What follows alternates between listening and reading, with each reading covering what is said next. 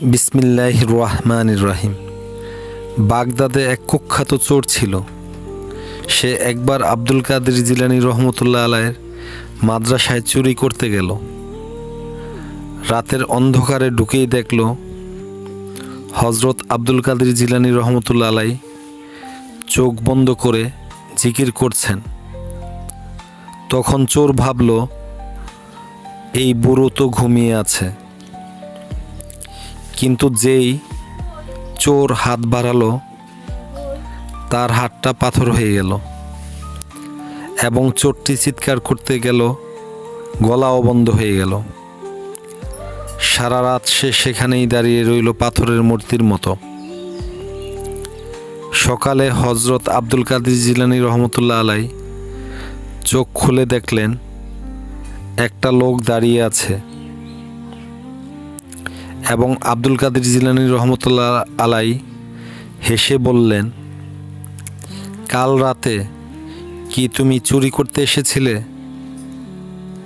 তখন চোর কাঁদতে কাঁদতে বলল, হুজুর, আমি জীবনে যা চুরি করেছি তার চেয়ে বড় চুরি আমার অন্তর থেকে ঈমান চুরি হয়ে গিয়েছিল।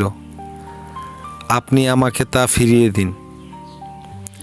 তখন আব্দুল কাদের জিলানী রহমতুল্লাহ আলাই হাত তুলে দোয়া করলেন। তারপর চোরের গলা, হাত, পা সব ঠিক হয়ে গেল। সেই চোর পরে বাগদাদের সবচেয়ে বড় ওয়াজিন হয়ে গেলেন, অর্থাৎ ভালো ওয়াজ করতে পারতেন। তখন লোকে তাকে তওবাকারী চোর বলে ডাকত।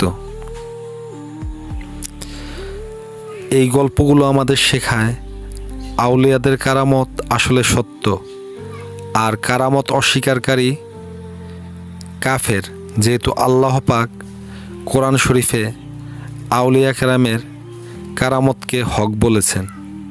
সুবহানাল্লাহ। যদি ভিডিওটি ভালো লাগে তাহলে চ্যানেলটি সাবস্ক্রাইব করুন, লাইক করুন, বেশি বেশি শেয়ার করুন। দ্বীন ইসলাম জিন্দাবাদ।